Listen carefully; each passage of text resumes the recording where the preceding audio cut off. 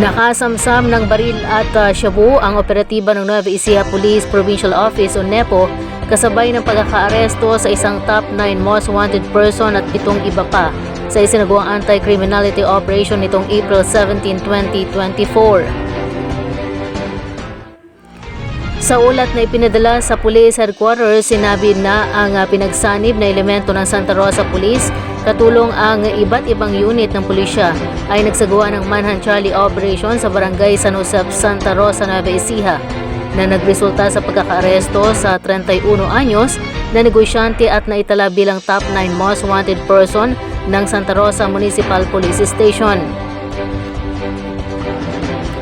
Ang akusado ay lumabag sa batas para sa paglabag sa Section 10A ng Republic Act 7610 na inisyu ng 3rd Judicial Region, Regional Trial Court Branch 26, Cabanatuan City, Nueva Ecija noong April 17, 2024 na may 200,000 na inirekomendang piyansa. Habang 4 pang akusado ang nahuli sa bisa ng warrant of arrest para sa estafa, 3,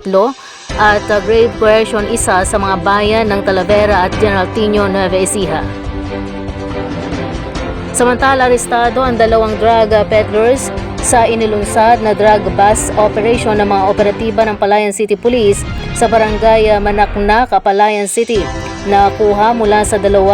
ang 0.20 grams ng hinihinalang shabu na may tinatayang halaga na 1,360 pesos at isang homemade caliber 22 na may 3 live na bala.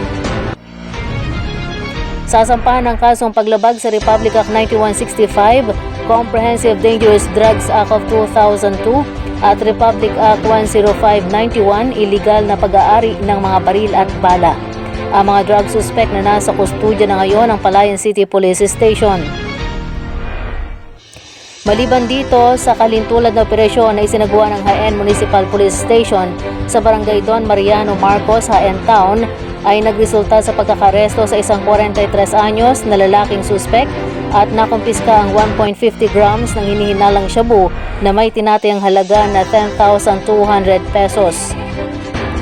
Isang kasong kriminal ang isasampalaban dito para sa paglabag sa Republic Act 9165, Comprehensive Dangerous Drugs Act of 2002 habang nasa pangalaga ng pulisya ng Jaén Police.